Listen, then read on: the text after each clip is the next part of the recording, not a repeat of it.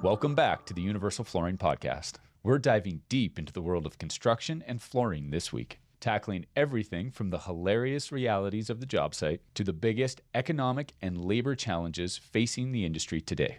First, I sit down with Kendra Barnes, an industry pro who brings what we call inflatable dinosaur energy to every meeting. Kendra is giving us the unvarnished, no BS truth about the manufacturer-designer relationship. Then we shift gears for a vital high-level discussion with Bill Black, the president and CEO of the Calgary Construction Association. We break down the industry's long-standing labor crisis and why we are still struggling to connect new talent with careers, and explore the innovative strategies and cultural shifts that will define a winning construction company. It's a dual perspective that's candid, essential, and sometimes hilarious. Let's get started. Kendra Barnes, Jerfloor, thank you for being here. Thank you for having me. It's an honor to be here. An honor. That's high praise. We'll see how it is by the end if you still feel that way.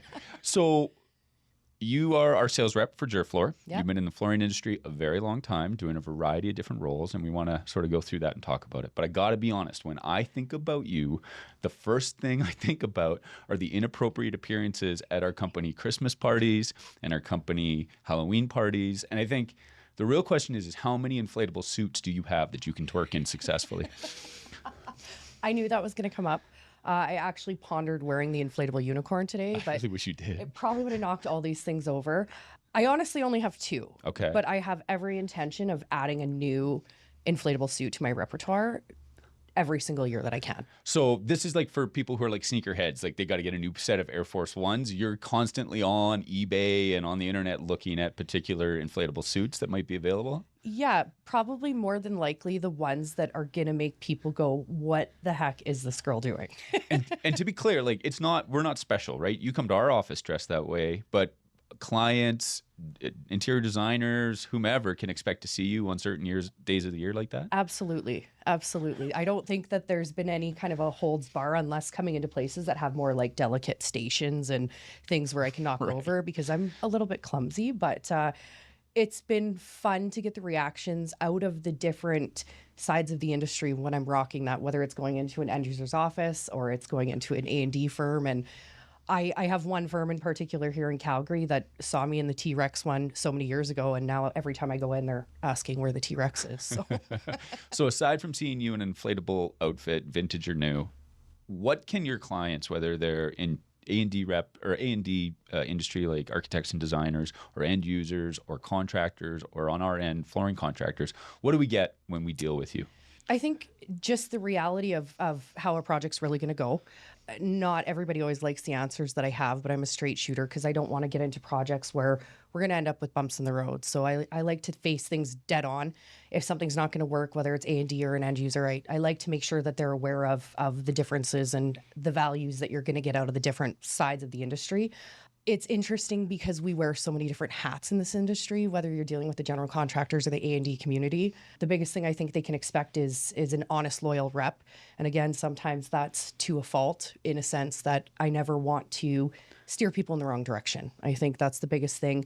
And letting them know that I'm here to give my best and making sure, that the project works all the way around for everyone involved. Yeah, I think that's one of the things I appreciate with working with you is that I can expect honesty and I can expect you to be totally frank, right? And if you're working with somebody else, you'll just tell us, and that's refreshing not to have to guess sort of where we fall in that. So has honesty gotten you in trouble in the past? Yeah. Actually, yes and no, not so much on the flooring side of things, but when I went into the sales side, leaving my previous employer where I started in flooring, I was working with an end user and they were absolutely adamant about having a black worktop. And I was like, that's not going to work. It's not a good idea. And actually the manufacturer that we were working with at the time was like, we won't make it like that. And I legitimately lost probably like one of my biggest projects because I was like, no, we can't do that. It's not going to work. And he was like, really? Okay, I'll go find someone that will. I was like, okay. So black and white tops, not always the best. The whites obviously are better, but the black tops don't work. And I will remember that to this day, but I still can honestly say, I guarantee you, if we were to walk into that space and see what their black tops look like, they probably don't look very good. That's probably true. Yeah.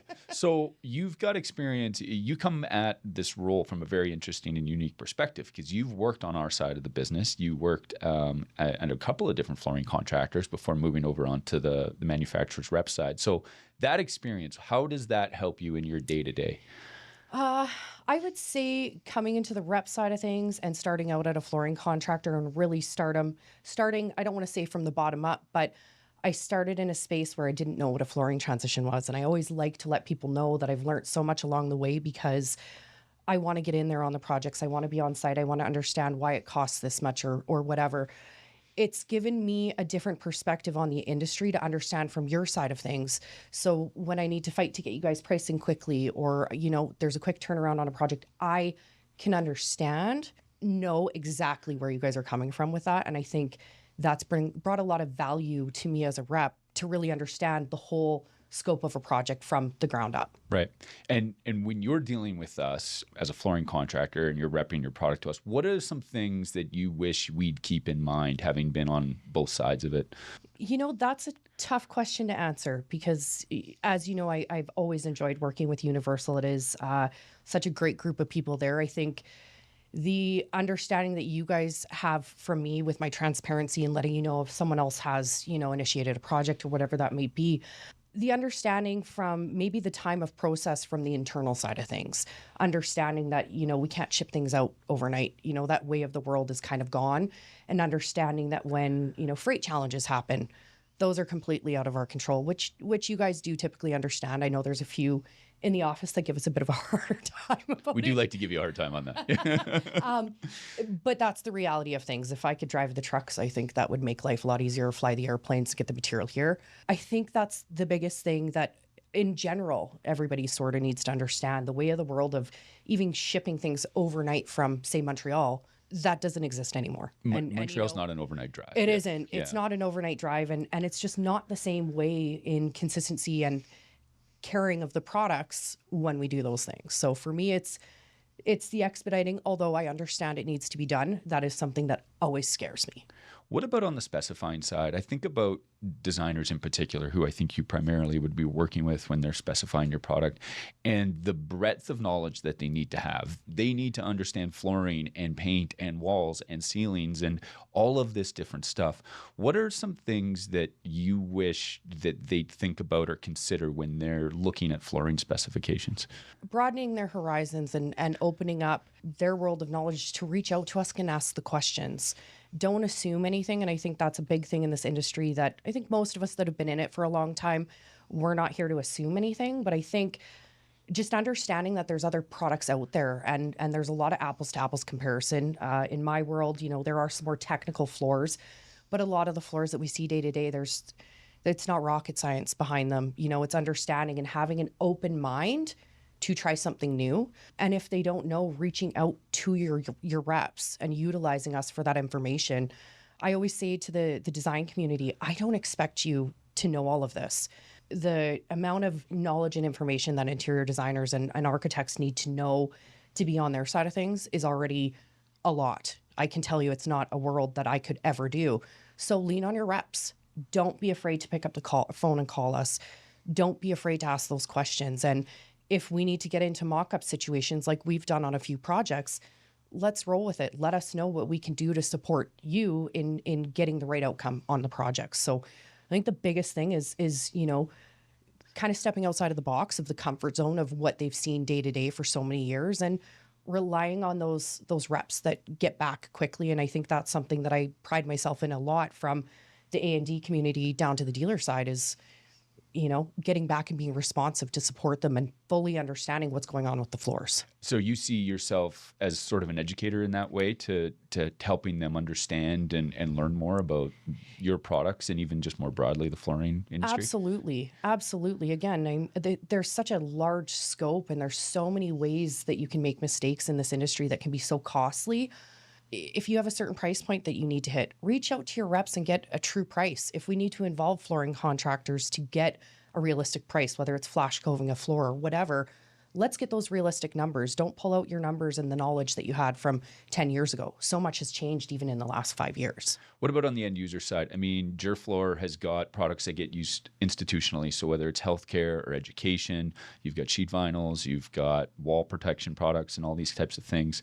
So you're also working with end users, right? Whether they're the government or private end users. What do you want to see them thinking about when they're looking to specify? Again, being realistic about what their expectations are. I hear about industrial flooring.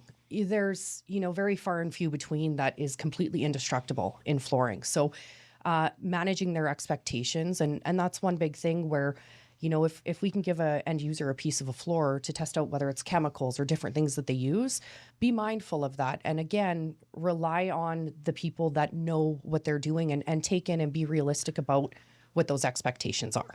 Yeah. That would be, and utilizing us. I can't give you all the pricing and all the numbers, obviously from the end user standpoint, but I can support you in getting all the samples in the world, the technical data sheets, the lead info, relying on us almost the same way that the design community does.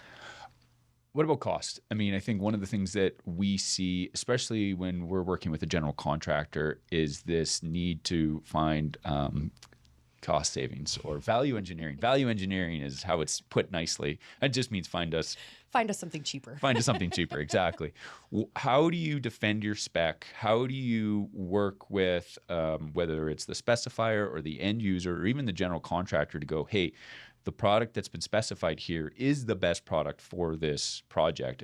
What does that look like? Do you feel like you're sort of on the defense?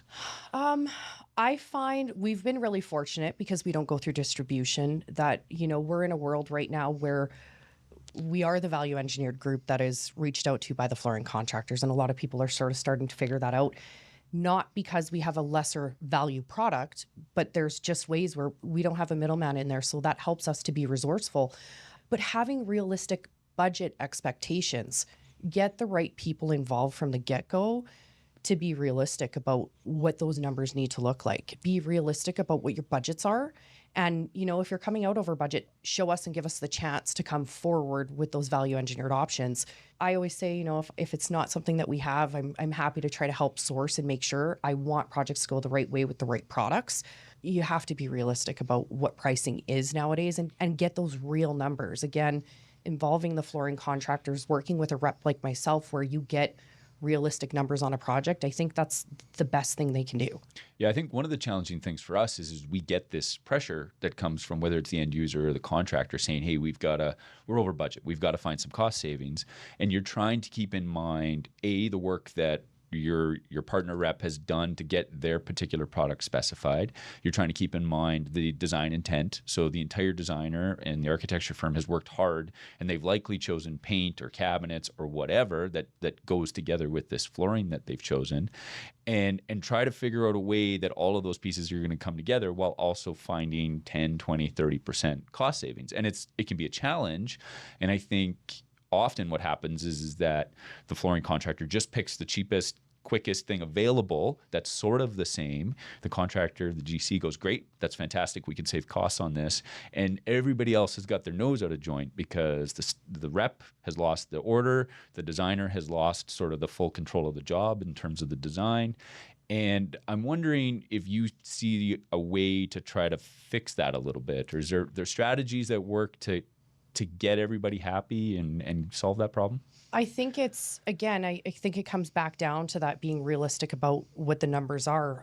If you've got an end user from the A&D side that's got a certain budget in mind, be realistic about the products that you're specifying. And if those products that you're specifying are way out of the client's budget, don't proceed forward with it, because all of that work and all of those hours that go into it, again, that's where I say, reach out to us. Reach out to your reps of all the different products and different manufacturers to get your realistic numbers. And I think that's, again, where it bounces back to my life of starting in flooring. I have an idea of where those rates and stuff are. So I always say I want to be the most realistic I can be with what that number is that the end users get. At the end of the day, it's got to start from the ground up. It really needs, and there's a lot of expensive products out there, and there's a lot of really great products out there, but be realistic. Reach out to those reps that you have good relationships with and say, hey, here's what my number is. what do you have to suggest for me? Yeah, I think that's right. I think one of the other things I've often said, and I think might be a solution to this, is that you specify the product that you think is going to work, and then you either have a cost savings option right in the specifications, or you have that sort of in your back pocket that goes, hey, there's this downward pressure on the budget. Okay, great. Like, we've already vetted this product as a cost saving option. I don't know whether you think that would work in some instances or not. I think it should. I have, a couple different levels of products. And when I send out pricing on stuff like our Terrale Premium, which is a beautiful product and just has a bit of a different format to it, I always say, if you're looking for something more cost effective, performance driven, here's an alternate if it's something that you need. I think, trying to stick within that same manufacturer, it's nice to reach out and, utilize those reps and try to stick within what the designers have specified.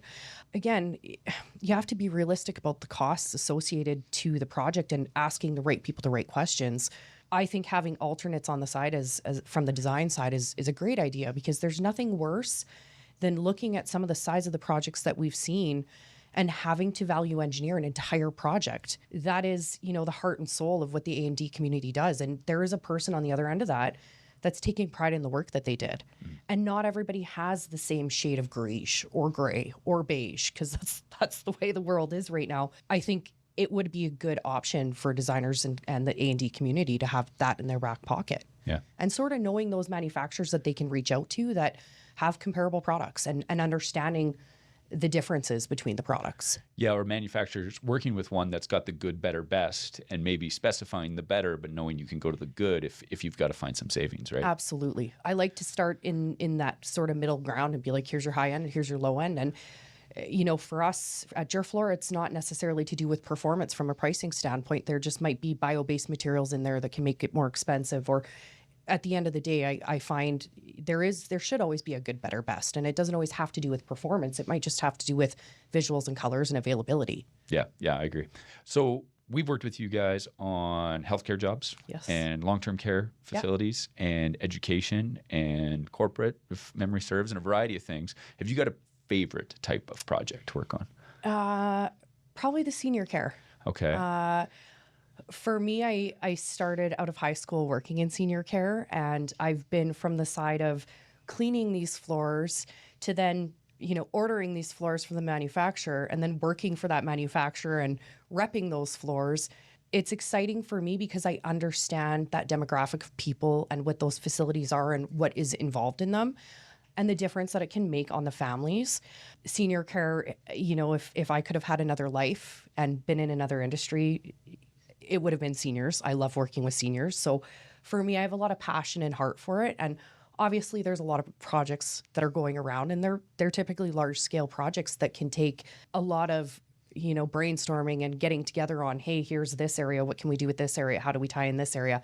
I think there's so many just different levels of performance that they need in those facilities that it makes my brain go, okay, I've got to get a little more creative. Yeah, I agree. I think they're unique in that they've got sort of soft touch areas. They've got super high performance areas, whether it's the commercial kitchen or the tub rooms or the shower spaces. And they've got a multitude of factors that go into the variety of products. Like, I think we're working on one together right now, and I think there's like 20 or 25 different flooring products specified in that project because there's just so much going on and so many unique factors to them, right? For sure. And, the big thing for me with the senior care is seeing how far it has come from that institutional look to, more of a hospital setting to, these end users really wanting to make these spaces homey and welcoming for the residents, for the families, for everything involved. And I think it's really cool because a lot of those facilities are, they go 20, 30 years before they do another renovation. So seeing how they're maintained at the end of the day, whether it's a year down the road or 5 years down the road, it's been cool to see those projects come to life and be able to kind of do walkthroughs on places I worked in at 18 years old as a housekeeper or someone serving food in the kitchen. So pretty neat. That's where my heart is. Nice. So what about oh shit moments? What is the worst phone call to get from your perspective that you go, oh my God, we are so screwed? I have been really fortunate to not have a lot of those that are within my control. I would say with being a manufacturer that comes out of Europe, honestly, my oh shit moments are the freight.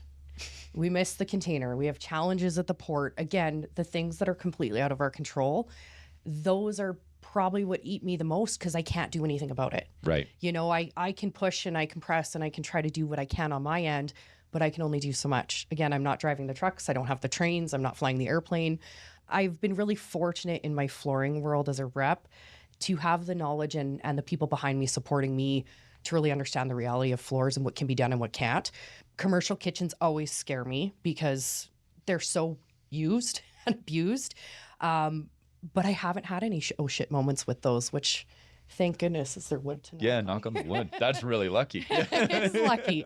It is very lucky because there can be obviously a lot of costs associated with oh shit moments for sure. Yeah, I think you are a good communicator, and I think for the most part your team is a good communicator too, or good at communicating. And I think that helps, I know on our end, when we've got an oh shit moment, because I think our oh shit moments relate to you guys, whether we're short material and we go, oh no, we need more of this and it's in France and that's not going to be here for Friday when we have to be finished that, right? Or we've got die lot issues or whatever the case may be. But again, it's the communication back and forth that helps us navigate through that and to be clear with the client about what the reality is going to be. For sure. And you know, like that die lot world, and I think for us, one of the biggest challenges I've seen is, you know, end users and folks understanding the ambering thing with linoleum. Everybody hits panic. And then I go, no, it's going to be okay. I promise. I promise this is going to change. In the beginning of being a rep that sold linoleum, I got, you know, panicky. And what if it doesn't change? But over the years, you're like, yeah, no, it's going to be fine. It might take 6 months, but it's going to be fine. Yeah. So, and getting people to understand and trust me on that. You know, I know Universal is really great with supporting and understanding that, you know, yelling at your reps isn't going to change anything. Yell. What are you talking about? Oh, We're only you. big and scary. Totally. There's one other scary person there that scares me a little bit, but he's behind the scenes. But yeah, I would say I've been really lucky to not have any major product oops moments. Thank goodness, you know, no defective product, things like that. I would say the shipping and the freight has been my biggest scary times. All right, so quick questions. Yes. What's your favorite type of flooring? It's tough. If you would have asked me 5 years ago, I never would have said this, but I would say linoleum. Linoleum. Yeah. My next question was going to be lino versus sheet vinyl, but I guess I have my answer. You know, in my world, it really depends on the application. I always say if an end user's been burned by an improper linoleum installation, which happens, they're never going to use it again. And I always say that's okay. For me, the biggest thing is, you know, we want to be a part of the sustainability world. And so when designers or end users or people reach out and they're like, hey, I need a sustainable product, that's my go-to, because it is a truly sustainable product that there's not a lot of it left on the market. And there's some really cool ways to make it look incredible. I've been a part of some really cool projects with it to show that, hey, it doesn't have to look, you know, like the old 1980s flooring that it used to. And we've, in fact, actually just updated one of our lino collections that makes it a lot more modern. And it's got some of that more earth tone vibes that really go with the way of the world now. And it's, I think, making people rethink it and reconsider looking at it, right? It's a product that's been, you know, in the world for over 150 years. Probably, yeah, that's right. Right. Yeah. So that would be my favorite. Sheet vinyl or vinyl. For me, I think they're both really well-performing products. The reason I like the lino is because the ease of being able to repair it. It's a good answer. Heat weld or cold weld? Heat weld. Heat weld. Flash cove or border cove? It depends on the visual. All right. I love me a border cove when you got a nice wood look and you got to run the grain a different direction on the flash cove. Again, being realistic with those expectations and explaining those things to designers. Border cove obviously is preferred when it comes to flash coving linoleum because it's not just easy to just run it up a wall. And I think it can just look so nice. Obviously, most people, less seams is better. But depending on what you're working with, I think a border cove can look nice. A really intentional border cove is really nice. Huge. Yeah. Absolutely. Outside corners, butterfly or boot? Butterfly. Oh, that's a controversial take. I know. And you know what? If you would have asked me even last week, I might have been like, I don't know. But doing some walkthroughs on some of the spaces that I have, a boot can look really bad if it's not done right. It can look really shitty if it's not done right. I mean, a butterfly can too, but I think it speaks to the skills of the installers. And for me, you know, I don't care as long as it's done right at the end of the day, but I know for us, butterfly is preferred. All right. Favorite Italian meal? Really? Oh, it's going to sound so stereotypical, but pizza. Pizza? A good Neapolitan style pizza. Oh my No God, I was expecting panago, more no from Domino's. Well, or the lasagna you. Okay. at Villa Firenze. Oh, the lasagna at Villa Firenze. Very That's specific. It. Very specific. Okay. What's the best meal you make? Mac and cheese. Just kidding. I'm a soup queen. You're a soup? I'm a soup Not a queen. soup Nazi, a soup No, queen. because I was told this week that some people aren't accepting of that word. Oh, okay. My All right. dad told me that. I told him I was a Nazi nurse this week, and he was like, "Kendra, you can't use that word." Fair enough. So, All right. Now we've learned. I Now we am know. the soup queen. I grew up making a lot of bread and soup around my grandmother. That was the way of the world. And I'm a picky vegetable eater. So soup is a really good way for me to get a lot of vegetables into my system because we're getting older and we need those things. Yeah. So I like making different kinds of soup. That's Good. my jam. All right. Yeah. Good. So people probably don't know that you and I have a lot in common on the personal side. We're born 4 days apart. Woo. We're both Leos. Yep. Your grandma, where you spent time growing up, lived 4 houses down from where I currently live. Yep. And so I expect that we're going to get to spend a lot of time working together into the future. What do you see the future of flooring and construction looking like? I think it's changing a lot from the old school boys club days. You know, I'm seeing more of the reps in my role. We're all females, whereas 15, 20 years ago, it was all men. I think it's just changing, and it's becoming a lot more modern with how we work and how we work together and we collaborate. I think everybody in some of the older school mindsets, everything was so shut down, and the projects you're working on are so secret. And I think the more you can be open with your clients and like the transparency, I think that's a positive moving in the right direction for the way the industry is going, is having these relationships and being able to go into the office and bullshit and wear inflatable suits and Grinches and bring cookies and just be able to be myself within the industry and who I really am, while still, keeping it within the lines of where we need to be for flooring to keep it sort of professional. Yeah, the lines do get blurred. They get a little bit blurred. Let's be fair. Yeah. What about dealing with younger people? I mean, you mentioned us getting old. So we're now sort of in this sandwich generation between older people that have been in the industry a long time and younger people, whether it's designers or whoever coming into the industry. Is there a difference in the way that you have to communicate when dealing with those people? I think, finding the right groups of people that want to take in of your expertise and sort of taking them under your wing. I always say when I do some of the different trade shows at some of the universities and stuff, reach out to us, get as involved as you can, and don't be afraid to ask questions. Don't assume anything, and utilize the people around you. There's not as many coming into this industry, and it's a scary thing. I mean, less competition for me, so I'm kind of okay with it. But, it's scary to see we don't have kids coming into it wanting to be installers. It's not a high world where everybody wants to get into it. So it's scary. But, trying to foster those relationships and letting them know the good sides of what the industry is and how many different ways you can be a part of this industry. Again, me wearing so many different hats along the way has been really cool to my experience and being able to speak to and letting some of the younger people know, hey, you can go work in the dealer side. You can be administrative assistant if you want to just do the office work. If you want to get into the sites, maybe you want to be a project coordinator. There's so many different things they can do. Yeah, there's tons of opportunity in our industry. Okay, last question. It's your chance to plug Durfloor for all it's worth. What's the big differentiator for Durfloor versus the other manufacturers? For me, it's the representation, it's the people behind it, and the people that you're working for. Durfloor has been an incredible support of me. Management that I have is extremely supportive of what my decisions are and having that trust in me that I know what's going on in my territories in the industry. And just having a really large package of offerings that not everybody has, whether it's sheet vinyl, whether it's lino, whether it's LVT. We have so many different things, wall coverings, wall protection. It's endless. And being able to have that and have the support behind you to promote those products is huge. Fantastic. Kendra, thanks for doing this. Thanks, Jordan. I appreciate being here. Awesome. Awesome.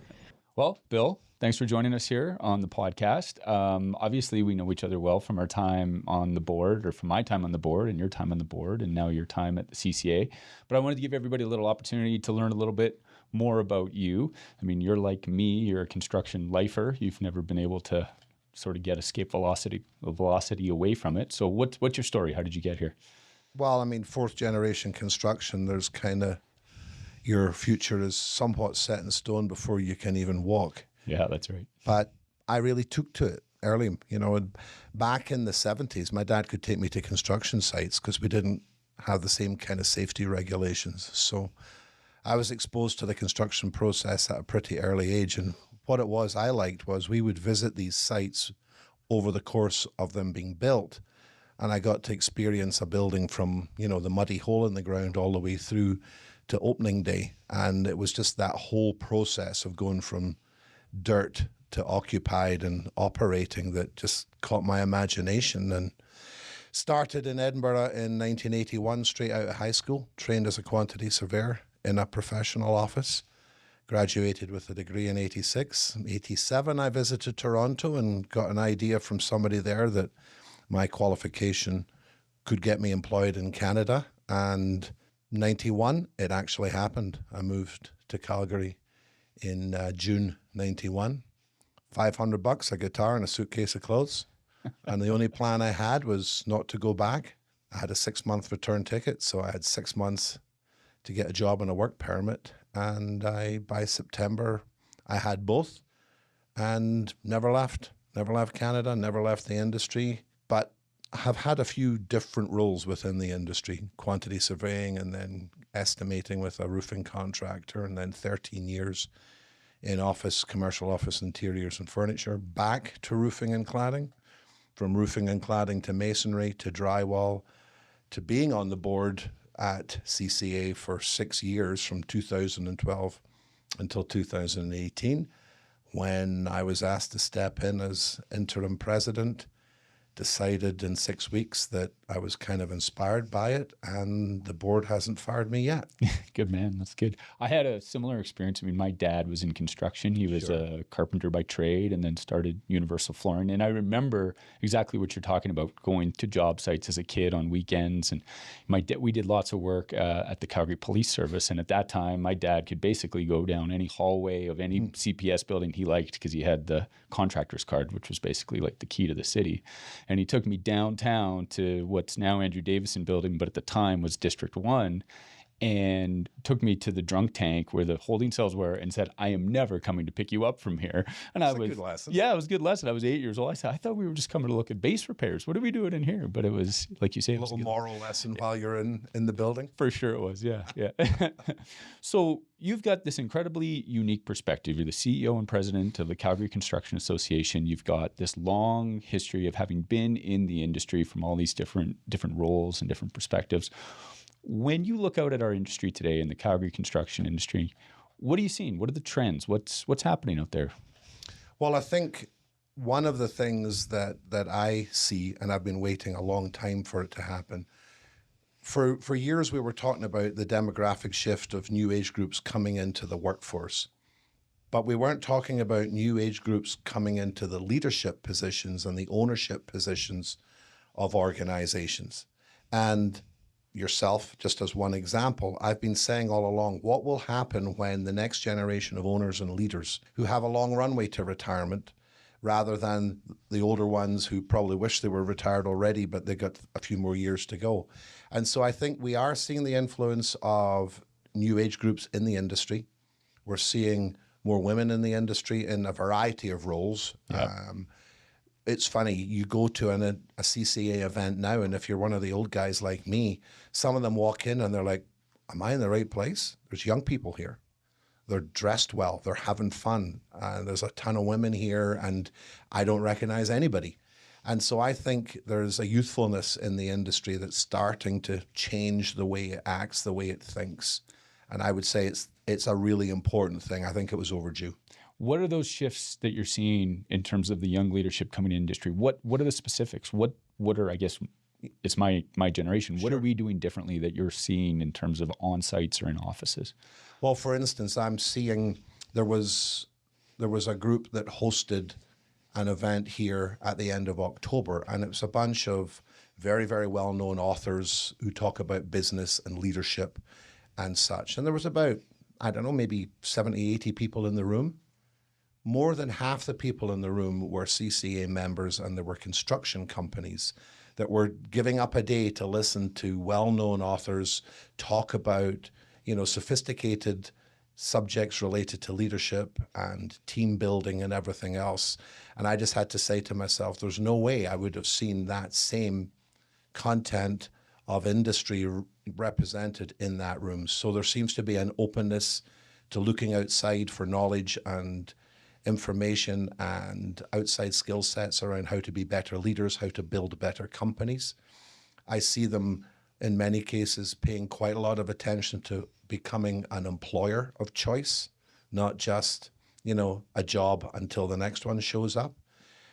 Branding, general sort of look and feel of the industry, they really seem to be just very subtly and very consistently beginning to make the industry a more welcoming place to work, slightly more trendier place to be associated with.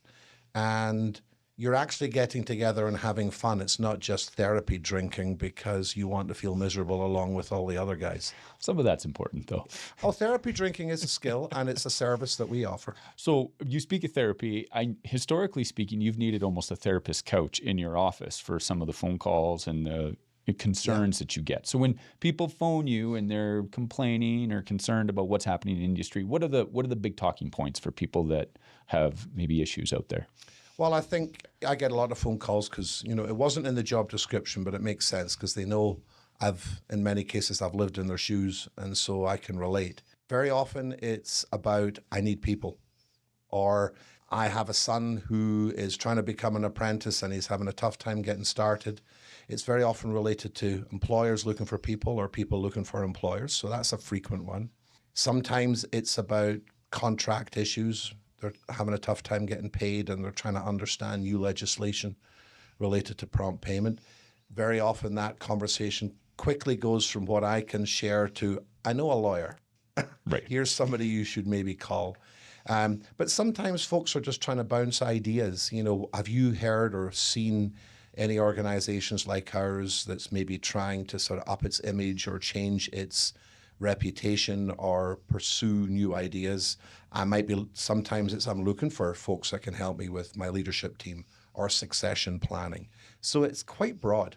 Yeah. Okay. That's all good things. And like you say, having a third party sort of nonpartisan ear to bounce some of that stuff off of it's a great service to industry, right? Because you're hearing these things and maybe you can help people or point them in the right direction or give them something they hadn't thought of. Well, sure. And sometimes I look back and I look at my times in the industry when you've sometimes, as I'm sure you can relate, you feel like you're just at war with everybody. Yeah. And they're good people, but situations have thrown you into these scenarios where you're playing out a sort of survival of the fittest type exchange of things. And I experienced that as much as anybody else. And so now I do get to see pretty much everybody at their best.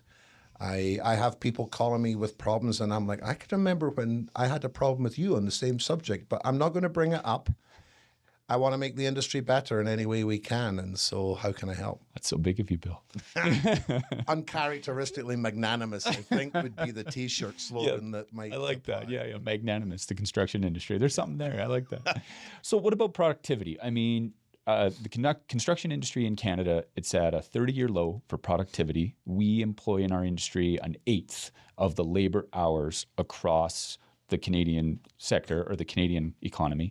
And since the pandemic, our productivity is actually down. It's negative. And so we are actually dragging down the overall economy or the economic productivity in Canada. What do you see there? Is that consistent, those stats consistent with what you see on the ground and what you hear? Is there things we can do about that? That is a trigger subject for me. So I'm just going to give you the small print warning. Good. Have I hit the third rail already? That's good.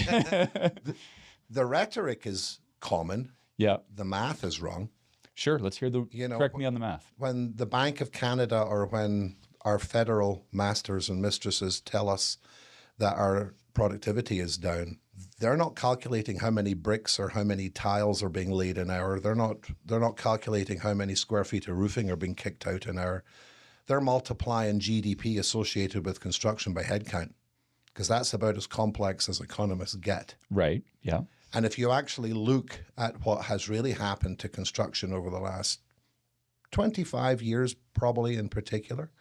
Buildings are a lot more complex now than they used to be. And so it requires more resources and more specialty trades and such to put these buildings together. The administrative burden associated with being on a project, the amount of paperwork you have to process, meaning you have grown this administrative overhead within your organization that's not making more bricks go down magically. They're literally producing paperwork, filling in forms, and complying with requirements. The amount of money we spend and energy we spend having to bid ridiculously complex procurements and spend money in pursuit costs. We haven't built a building yet. And we've already spent, in some cases, thousands, if not millions of dollars in pursuit. And then you look at the sort of race to the bottom that the industry has been forced to comply with, as low bid seems to be the only way people are capable of making a decision, which is absolutely wrong in many ways. But if you get the low bid consulting fee, then they don't have enough money to do a good set of drawings. And the industry will tell you today, they're lucky if drawings have 50% of the information they need to build. So now you have tradespeople on site that can't build because they're too busy trying to solve design issues and conflicts in the building. And so if you want to say the industry is productive, you need to look at the top of the food chain and every decision that gets made, because ultimately, traditional productivity in our industry was at the trade level. Right, that's right. How effective could your crews be at getting in and out based on your estimate and everything else? That's not where productivity is wrong. They're not being set up for success because when they get handed the project to do, there's a lack of information and there's situations, projects aren't coordinated as effectively as they used to be. So when it comes to productivity in our industry, we are actually engaging in an initiative to try and push for a proper holistic study. You know, I mean, this is me supporting the underdog contractor, which I am at heart. Why do the builders always get the blame?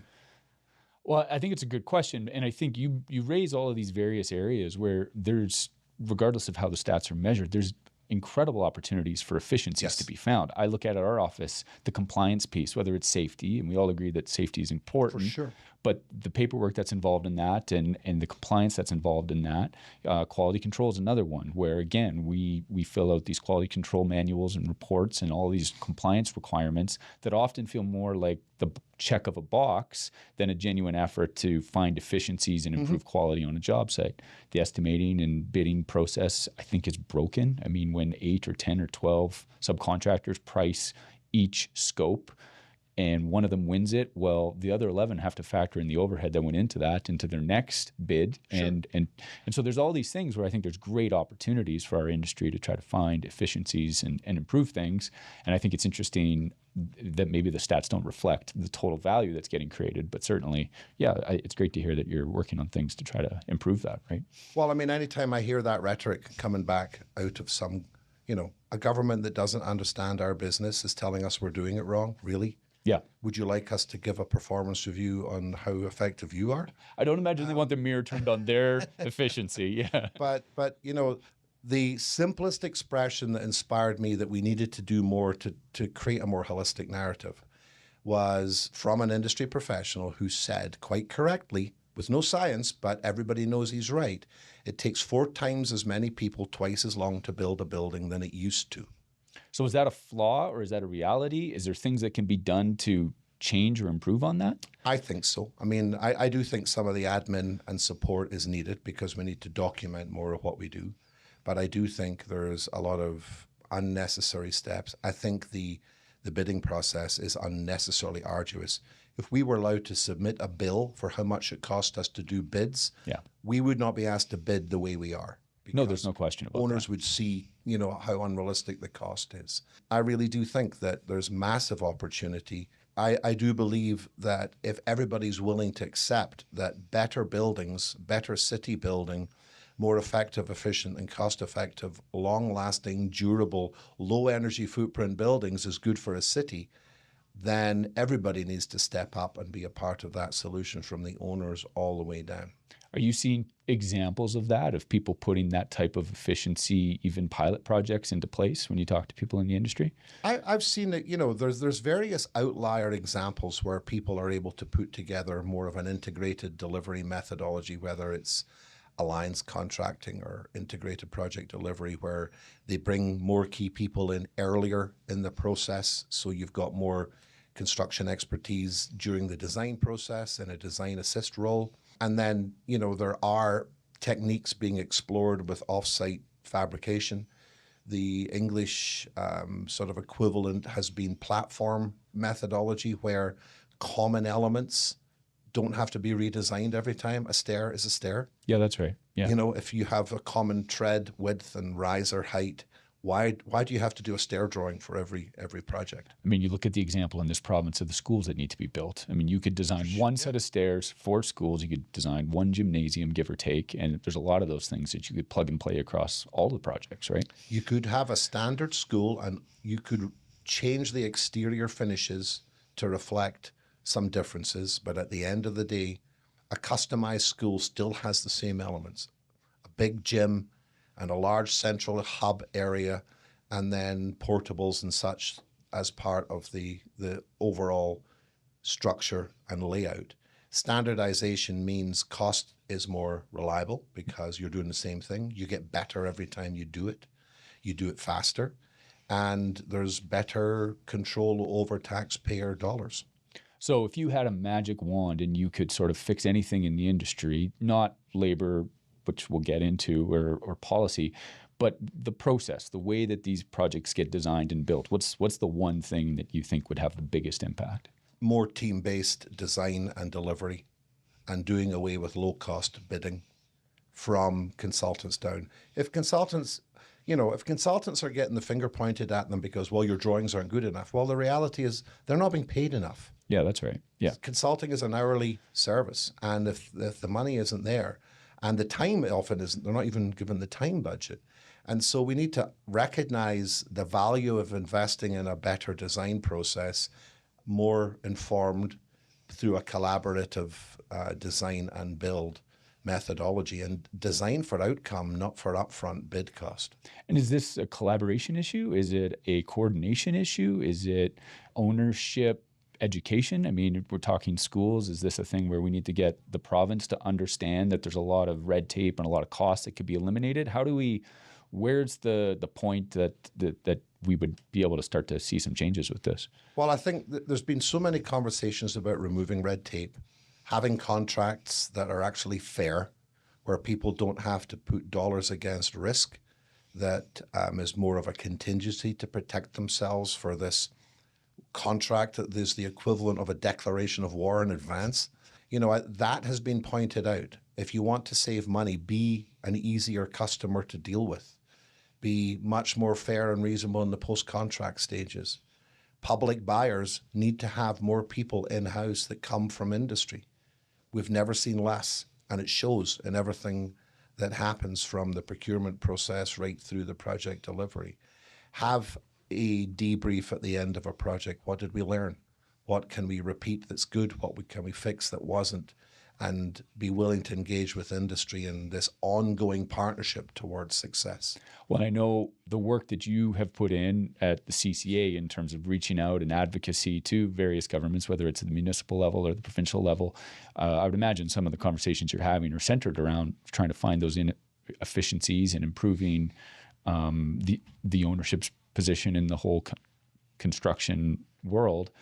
What's the feedback been like? How's that been? What's the response been? Do you see sort of some of this innovation taking place and them being receptive to your feedback?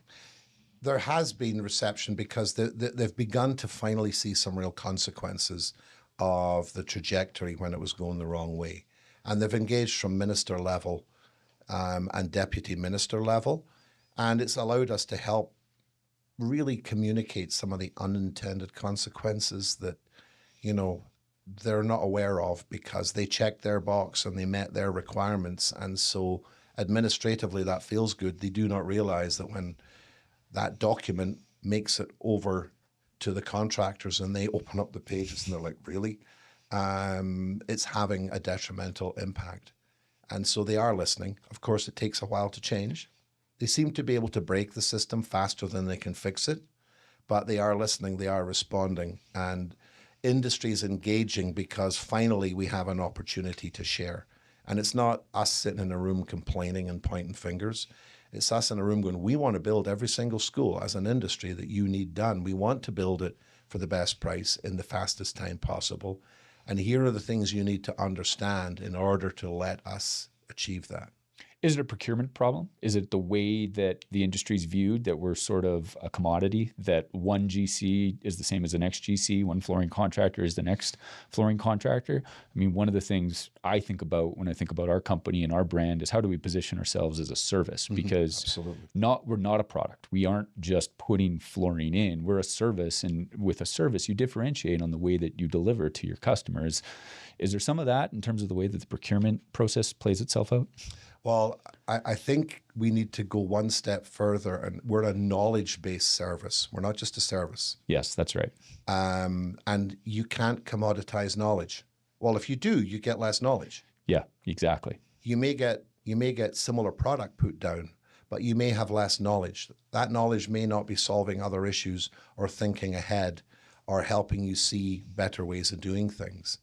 And when you commoditize knowledge from consultants right down through contractors and suppliers and manufacturers, you're shutting out expertise that could bring so much more value if you would only engage it early enough on a project to make a decision. I mean, personally, I wouldn't make a decision, any major decision on a building, without having some actual experts in a room who represent the people who'll actually have to build it and say, look, what do you see here? What am I missing? Is there, and actually have them sit side by side with the design process.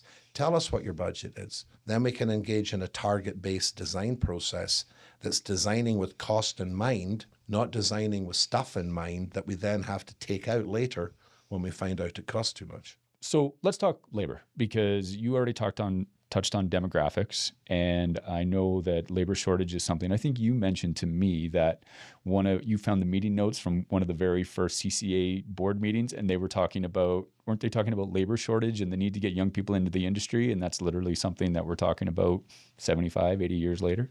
Well, I mean, I've found a few historical documents, if you want to put it that way. You know, in the mid 70s, the top two items on the board meeting were quality of documents and prompt payment. We've done very well on those two. And I'm like, I would kill to have the kind of documents I got in 1981. Right. Or get paid as quickly as I was getting paid in 1993. So it's interesting that there's common themes.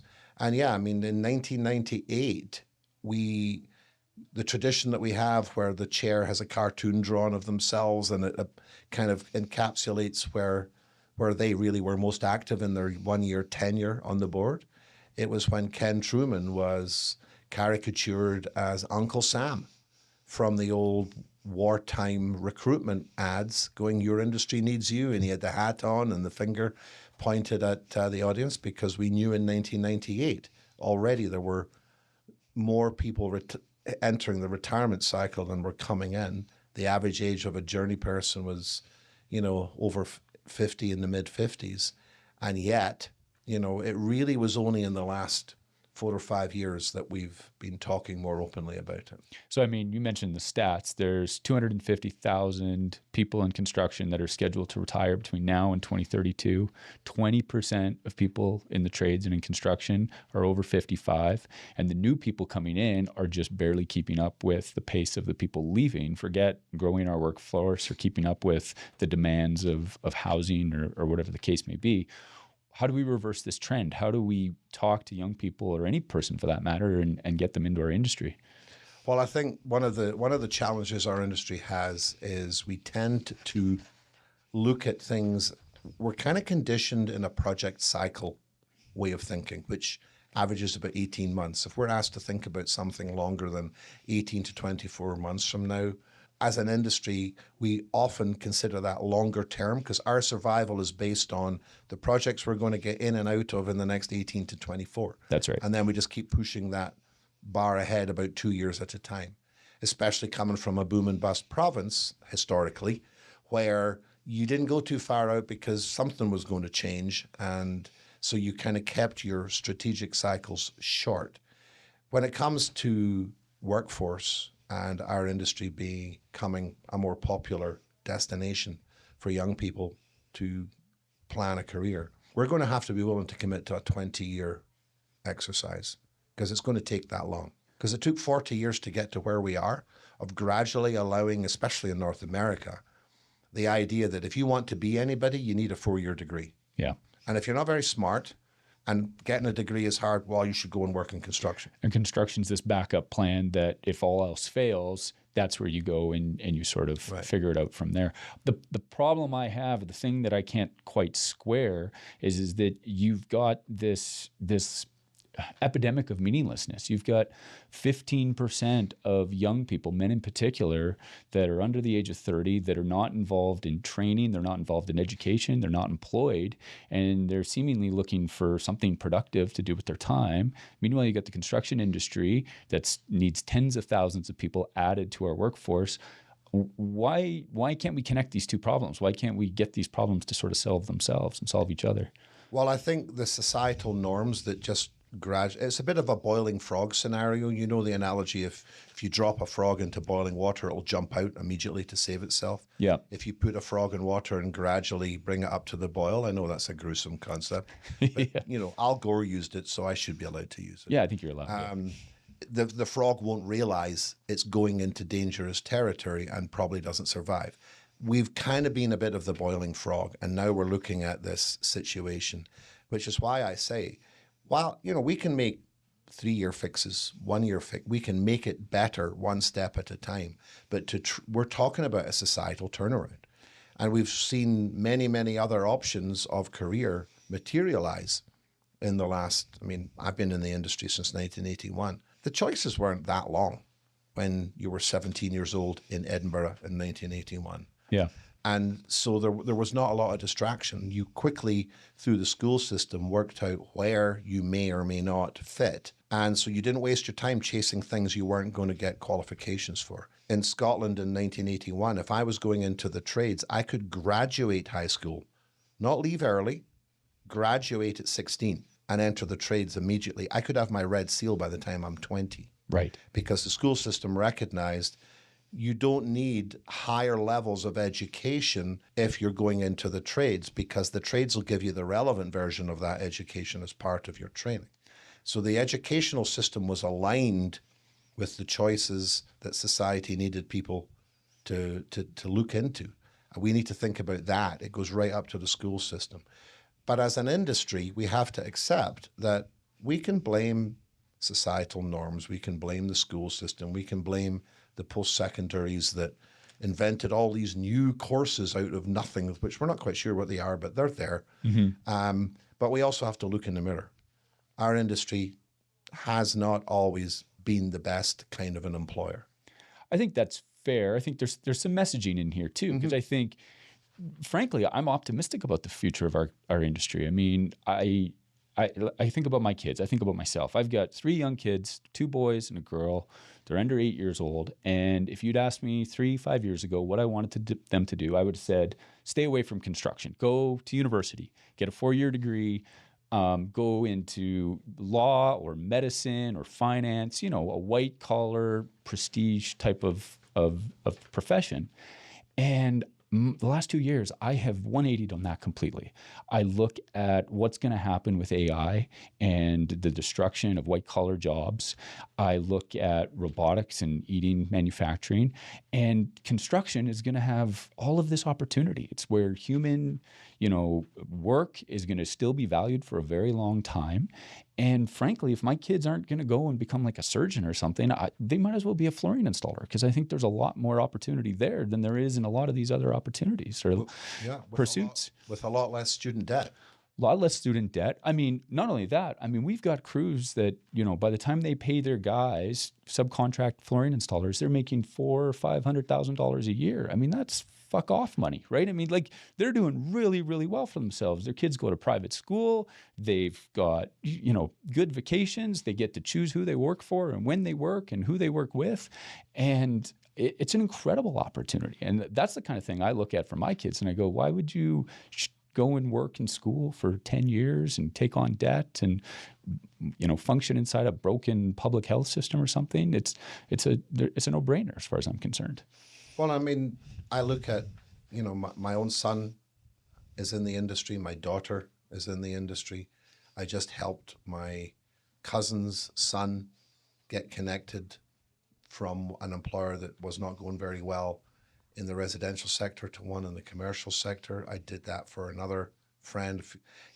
Literally these kids were in a position where they were miserable and helped them find a good employer. And I'm getting phone calls 2 months later. He said, the transformation in my kid's life, because they're a part of something that is mentoring them, helping them feel included in everything, and this sense of achievement from building something and wanting to elevate their skill set so they can step up to the next level of apprentice and the next level of apprentice, rather than keep them down there because I don't want you to become a second year because I'll have to pay you more, right? Which was the other problem.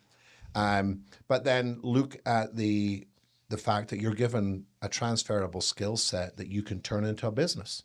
No question. No question. You combine a good trade education and experience with some business training, and you can start your own business. You can become an entrepreneur, or you can elevate from the field into the office. And there's CEOs of trade contractors in this town who started sweeping a broom around a site as a laborer, and now they're the CEO of large organizations and taking home very significant compensation. And that's why I always say this is the only industry that can take you from broom to boardroom over the course of a 35, 45-year career. That's a good line. I like that one. So how do we share that message? Because I look at the financial opportunity, the growth with the industry, starting with a broom and ending up as the CEO of your own business, and everything that entails, and even doesn't have to become the owner of a business to do really, really well in our industry. And then I sort of layer on top of that this idea that you're going to be able to work as a journeyman electrician for a very long time without having to worry about a robot or an AI or something like that taking that job away from you, and the meaning that comes with that and the opportunity for your family that comes with that. How do we share that message? How do we get that out there? Well, I mean, it's the reason that at CCA we added an individual as a director of workforce strategies. And, I can see that side of our organization growing because we needed somebody who was engaging directly in the challenge, not only just to see what was wrong, but also to understand all the different ways in which we could change that.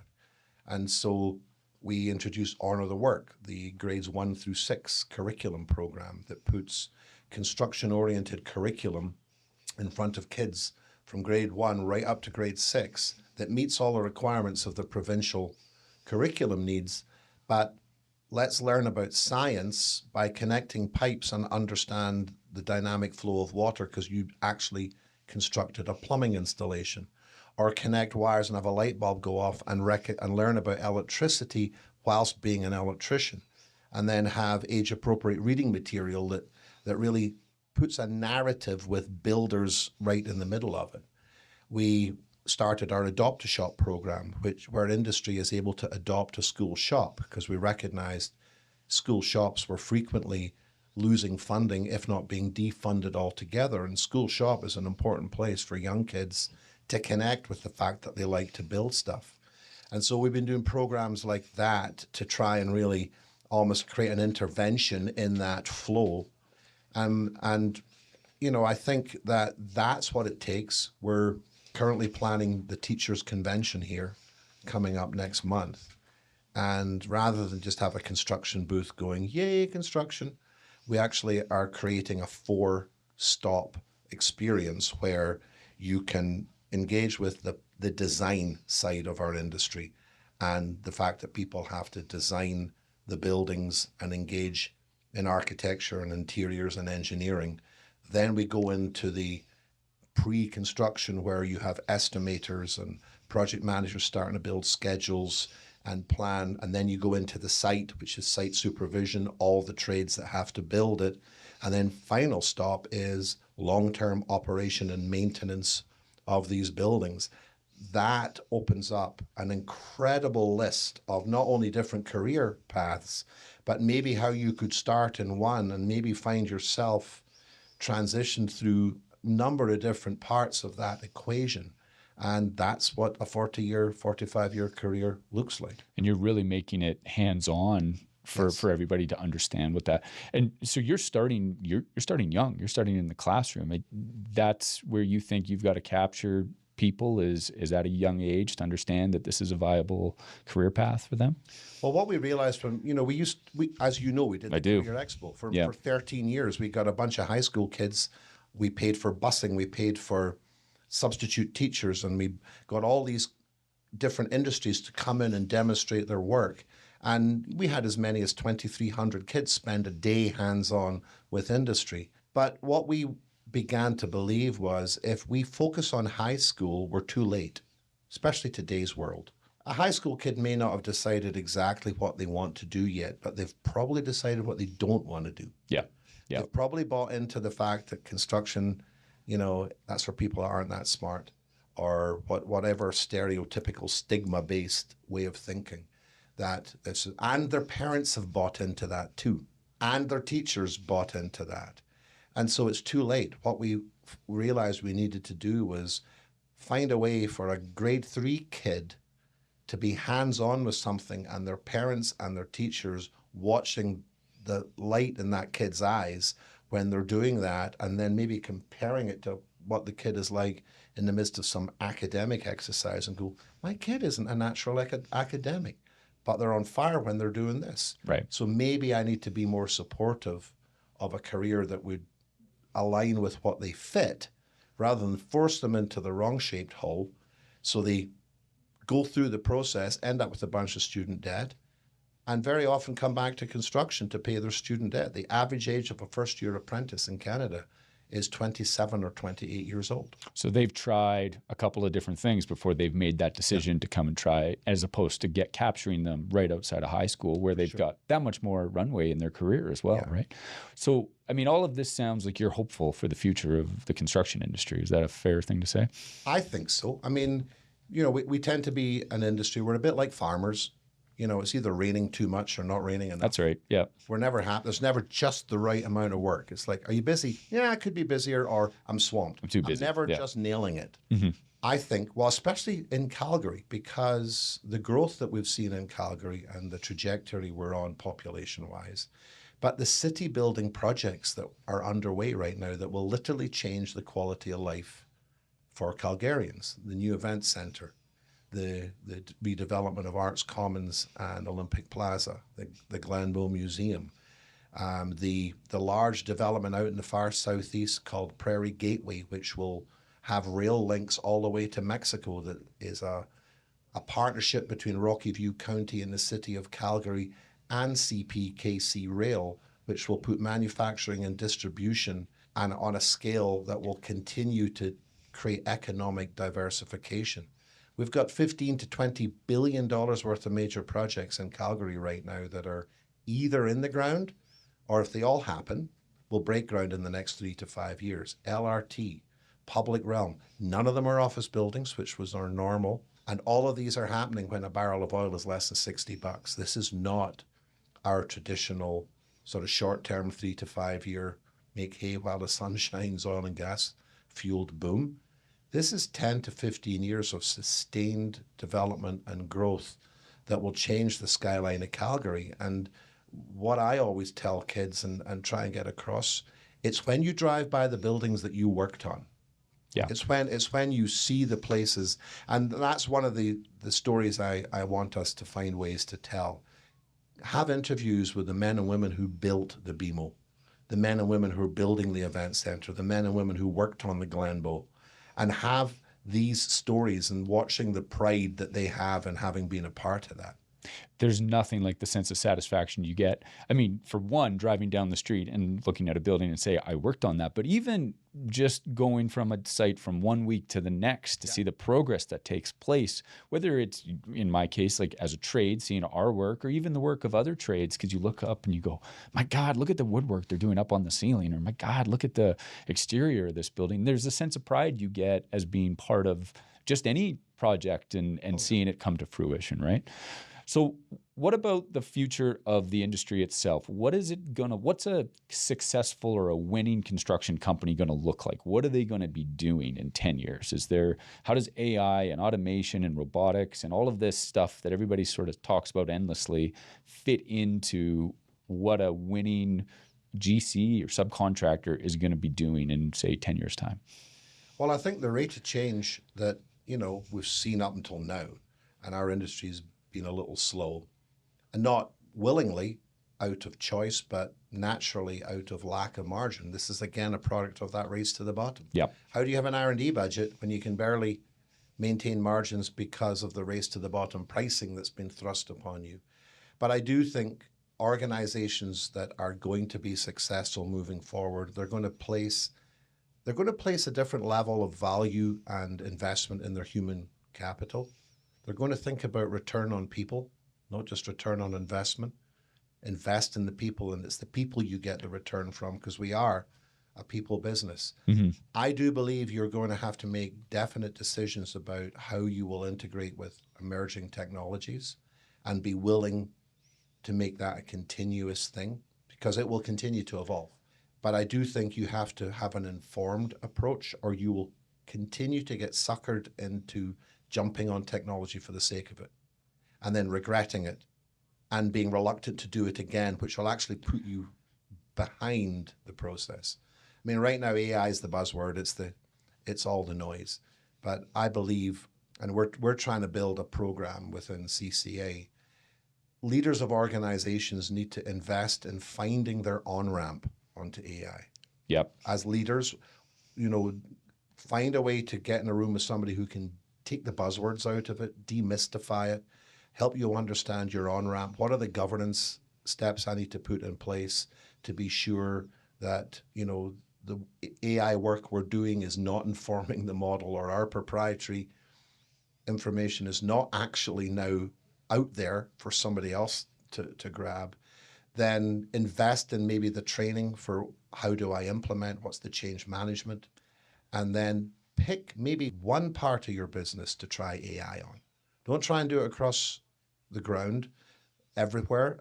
Find one aspect of your business and really focus on optimizing AI's ability to impact that. Learn from that and then spread it. And I do believe that's, going to be a factor moving forward. And then I do think learning how to say no to bad work, the toughest skill I ever had to learn. I'm not sure if I ever really mastered it, because, I was in sales and business development, and say no to a perfectly good job until you realize it wasn't really it was a good job, but it wasn't perfect. I think being selective and realizing, as one of my former bosses said, volume is vanity, but profit is sanity. And really being a business that builds, not just a construction firm that chases work. Those are sage words. Let's talk about the CCA. Under your leadership, I think it's safe to say that you've become the voice for construction in this city. It's hard to turn on the news or open a newspaper or listen to the radio without having our voice as an industry sort of being advocated for by you and the CCA. What's that look like under your leadership, moving us from sort of an industry organization that didn't really look outward and more looked inward to somebody or an organization that's really focused on how we influence the world around us? Well, from the perspective of, our outward voice and such, when I was in the early stages of the role, I quickly learned how easy it was to ignore what we said if you were at the city or the province in particular. And my initial reaction was to get annoyed. And then I was like, that's probably our fault.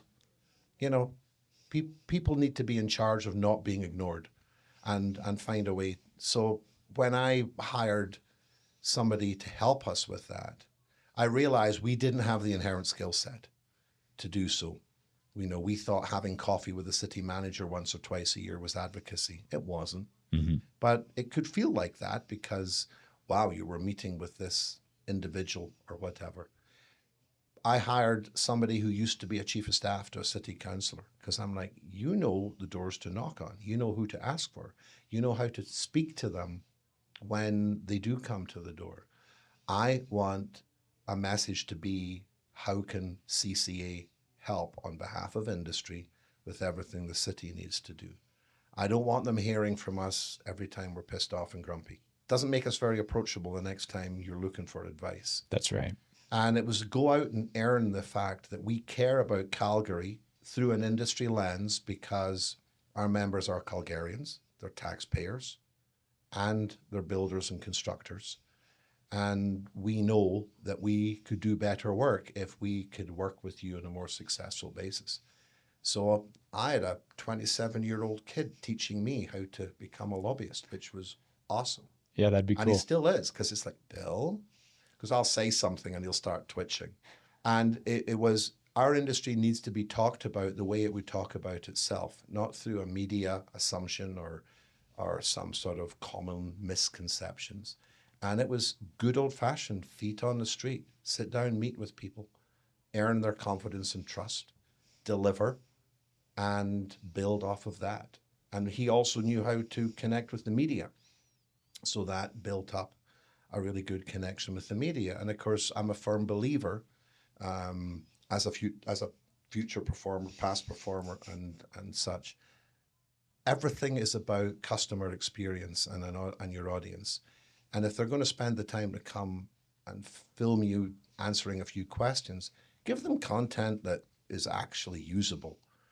Say a couple of things that might be a wee bit pointed, because sound bites are what they're looking for. Mm-hmm. And in doing so, show a face of the industry that those outside of it maybe haven't seen before. And it's a constant mission, and one we will continue on. What about members out there? So, I mean, you've got the free therapy, which is a bonus.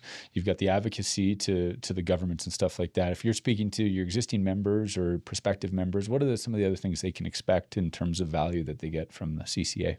Well, I think one of the things that I think the way we view ourselves today that's maybe different than our association and in the past and other associations is, one of our past chairs said to me, he said, not-for-profit is a CRA designation.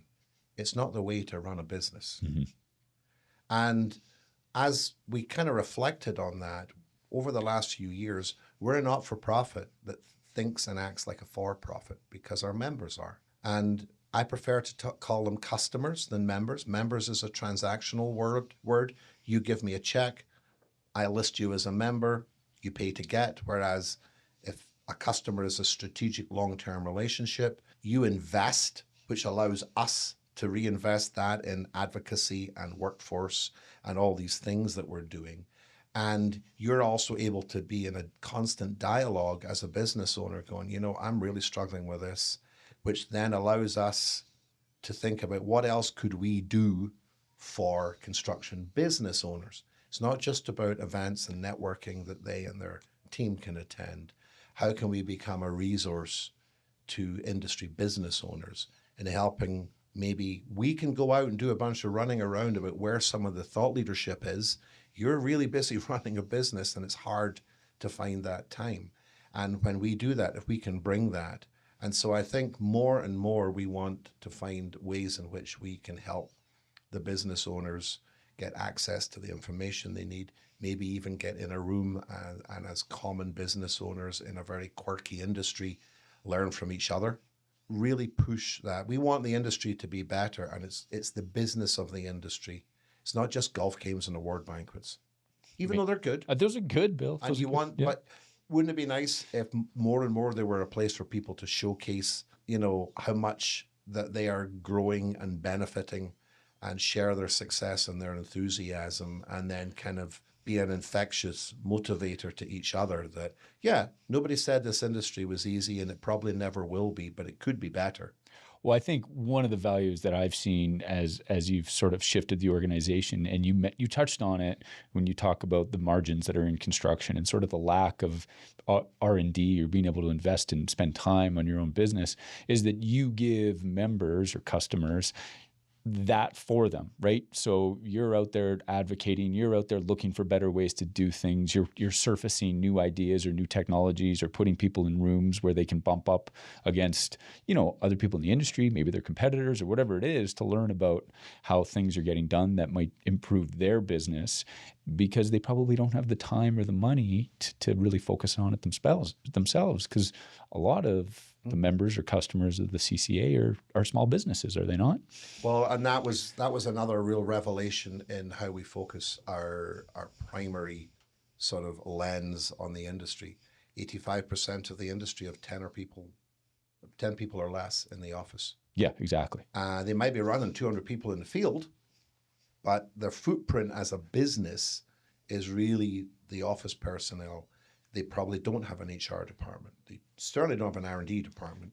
They probably, they barely have in-house finance in some cases. Yeah. A relative is doing their books for them. It's a very, very, very no-frills owner-operator business model. It might grow past that in time, but even when it does, the roots of that business are how it started, which was often a bunch of people that worked on a crew together decided, you know what?